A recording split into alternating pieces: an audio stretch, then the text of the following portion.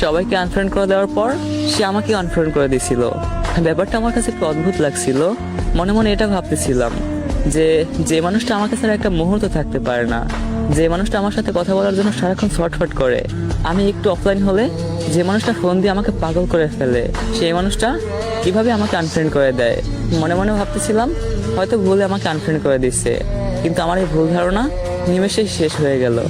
একটু পর খেয়াল করলাম সে সবাইকে আনফ্রেন্ড করে দিচ্ছে, আমাকে আনফ্রেন্ড করে দিচ্ছে, কিন্তু একটা মানুষ সে ফ্রেন্ড লিস্টে রাখছে, আর সেই মানুষটা হচ্ছে তার সেই এক্স।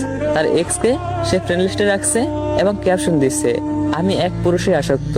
ব্যাপারটা আমার কলেজে গিয়ে আঘাত করছিল। আমি মেনে নিতে পারতেছিলাম না, আমি কিছুই বুঝে উঠতে পারতেছিলাম না যে কি থেকে কি হয়ে গেল। হঠাৎ করে একটা মানুষ কিভাবে এমনটা করতে পারলো।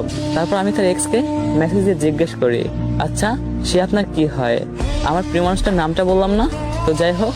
তারপর তার এক্স আমাকে বলছিল যে ও তো আমার গার্লফ্রেন্ড হয়, ওর সাথে তো আমার অনেক দিনের রিলেশন। ওই সময় আমার মনে হয়েছিল আমার বুকের মধ্যে একটা গুলি এপাশ দিয়ে ঢুকে ওই পাশ দিয়ে বেরিয়ে গেছে। কলেজে ছিঁড়ে যাচ্ছিল। তারপর সে আমাকে জিজ্ঞেস করছিল, তুমি ওকে চেনো কিভাবে, ও তোমার কি হয়?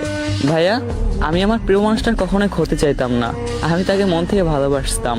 আমি তাকে পাই নাই এজন্য যে তার ক্ষতি চাইবো, ব্যাপারটা একদম এরকম না। আমি চাইতাম সে সব সময়, সে যেখানেই থাকুক হ্যাপি থাকুক।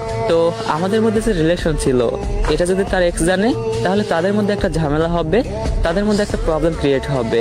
আমি চাই নাই যে আমার জন্য তার সুন্দর লাইফটা নষ্ট হয়ে যাক। তাই আমি তাকে বলে দিয়েছিলাম, না আমি তাকে চিনি না, এমনি জিজ্ঞেস করলাম। তারপর আমি আমার প্রিয় মানুষটাকে মেসেজ দিয়ে জিজ্ঞেস করলাম, আচ্ছা এমনটা তো না করলেও পারতে, তুমি আমার সাথে এই বেইমানিটা না করলেও পারতে। তারপর সে আমাকে বলতেছিল, দেখো আমাকে মাফ করে দাও, আমি তোমার সাথে এমনটা কখনোই করতে চাই নাই।